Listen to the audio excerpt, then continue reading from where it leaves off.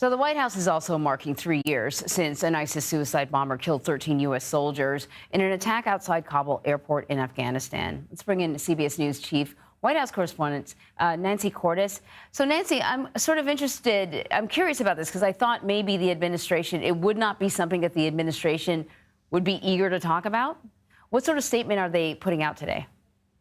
Well, the president himself, Anne Marie, is on vacation, so we're not going to hear him or see him talk about this. But he has put out a statement. The Pentagon did as well. I can tell you a little bit about what the president is saying today on this 3-year anniversary. He said that these 13 Americans, and many of them, remember, were quite young, Marines, and the many more that were wounded were patriots in the highest sense. Some were born the year the war in Afghanistan started. This was the deadliest day for members of the American military on this president's watch. So it's quite a somber day for this administration. They have acknowledged that they made mistakes in the withdrawal from Afghanistan that was so chaotic. That ended up having to take place more quickly than they anticipated because the Taliban was storming back into Kabul. They argue, however, that there's plenty of blame to go around. They say that former President Trump tied their hands with the deal that he made with the Taliban to exit quickly.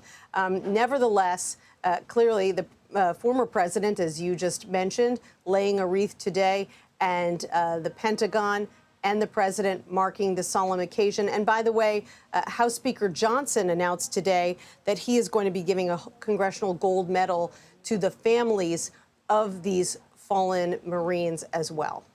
And just to sort of take us back a little bit, remind our audience about the details of that attack.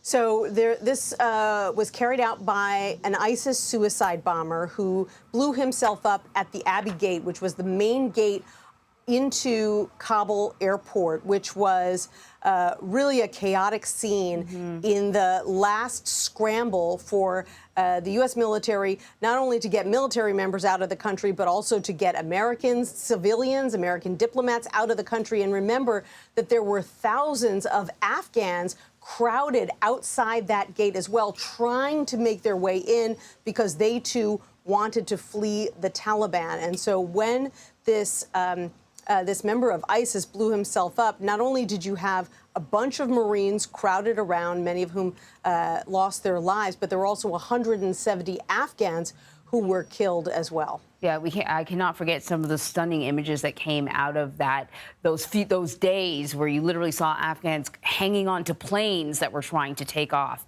Yeah, and this is something that the Biden administration has been having to explain and deal with the criticism ever since. Nancy, thank you very much. You're welcome, Anne Marie.